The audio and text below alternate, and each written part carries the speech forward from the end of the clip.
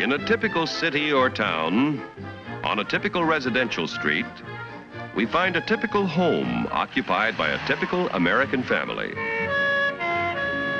Like millions of his fellow Americans, John Q. Public earns enough money to keep up the payments on a new car.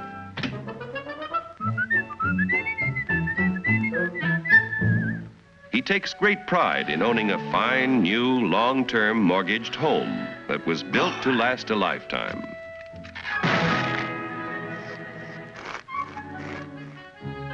Mrs. John Q. Public no longer finds housework fatiguing drudgery, thanks to a host of labor-saving devices, including her husband. Mr. John Q., because of a 40-hour week, has the leisure to dream about his favorite sport. Darling!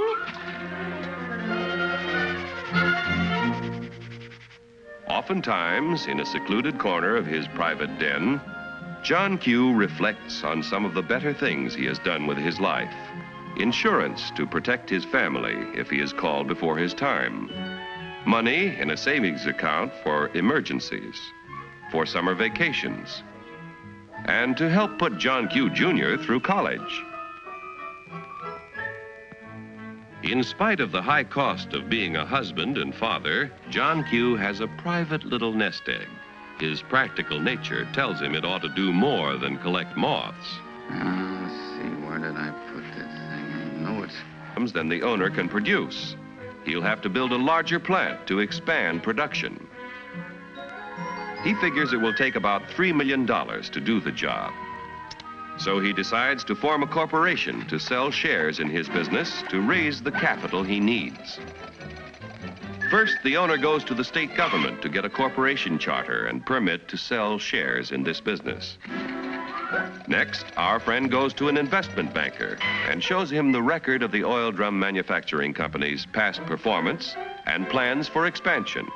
The investment banker decides to help our friend sell shares in the corporation to raise the $3 million. However, before any shares in the corporation can be sold, certain information must be filed with the Securities and Exchange Commission in Washington. The investment banker and the owner must swear that the information they file contains nothing but the truth.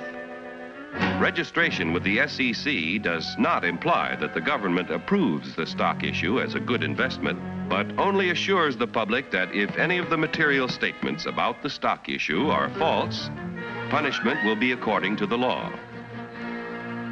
After SEC registration is effective, the investment banker pays the owner $3 million in exchange for a certain number of shares in the Oil Drum Manufacturing Corporation. The investment banker sells shares of the common stock to people at a price which returns his $3 million investment and shows a profit for his services in selling the stock. Money received from the sale of shares in the business builds a new and better plant, which produces more and better oil drums. The people who bought the common stock own proportionate shares in the corporation's plant, tools, equipment, and all of its assets. Common stockholders elect the directors of the corporation. Directors represent the stockholders and are responsible for the way the business is run. Directors determine the amount of dividends, if any, to be paid out of earnings to the stockholders. Naturally, when stockholders invest in a business, they hope to receive dividends to help pay for necessities of life. Within a few short years, an increasing demand for the company's product poses another problem for our friend. How can he fill all the orders? He will have to build more plants and buy more tools to increase production of oil drums. It will take about $20 million to do the job. One way to get this additional capital is to sell more stock to many more people.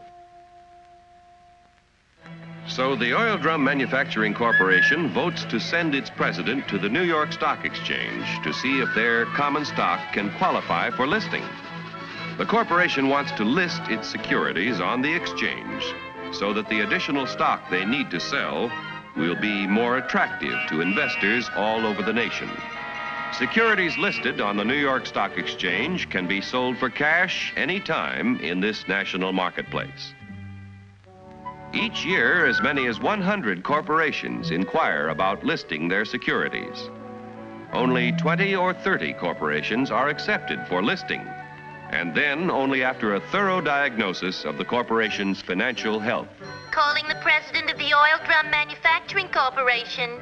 Calling the president of the Oil Drum Manufacturing Corporation. Report to Examination Room B. Attention all members of the Stock List Department. Report to Examination Room B. The Stock List Department investigates the qualifications of corporations examined for listing on the New York Stock Exchange. The corporation must have substantial assets in the form of plants, tools, equipment, and cash. It must have at least 1,500 stockholders who, together, own at least 300,000 shares of the corporation's stock. The corporation must show successful management and sales records and annual net earnings at the time of listing of at least $1 million. The proposed stock issue must meet federal, state, and New York Stock Exchange regulations. The corporation must agree to report to its stockholders at frequent intervals. If the examination by the Stock List Department indicates the corporation meets minimum requirements of the exchange at the time of the examination, the corporation's application for listing is recommended. The Board of Governors of the New York Stock Exchange finally approves the application and sees that it is made public. Extra, extra, read all about it. Now that the Oil Drum Manufacturing Corporation's stock is listed, its name is abbreviated for use on the ticker tape. Each time ODM stock or any other stock listed on the exchange is bought or sold, the ticker tape flashes all over the nation the price and number of shares traded. At $10 a share. The buyer could buy from 1 to 99 shares, which would be known as an odd lot. But our Colorado friend decides to invest in 100 shares, known as a round lot. The Colorado broker wires the order to his New York office. The buy order is telephoned to the floor of the New York Stock Exchange.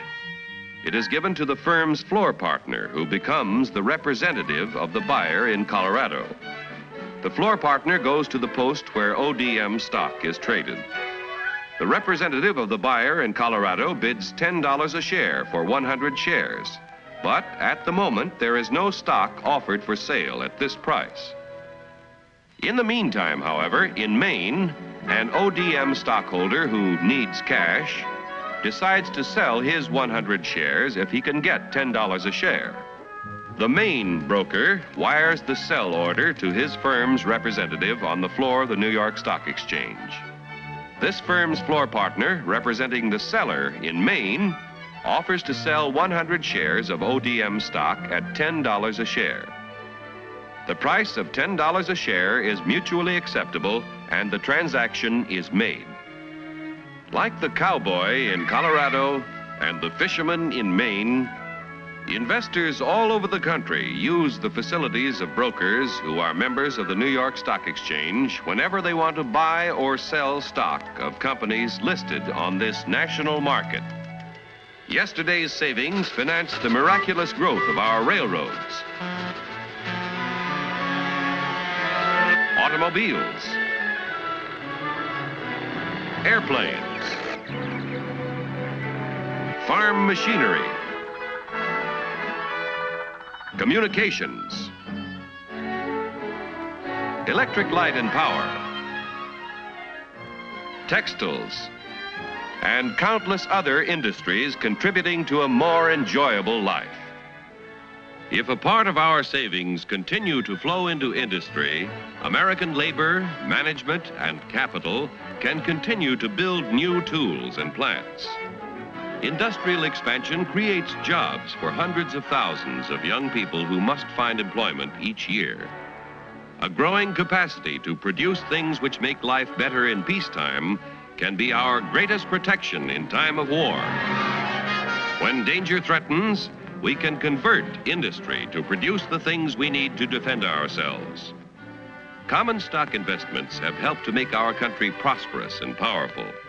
Owning a share in American industry is like owning a share in the future of our nation. But remember, John Q, there is a risk as well as an advantage in owning any kind of property. So get the facts before you put your money to work.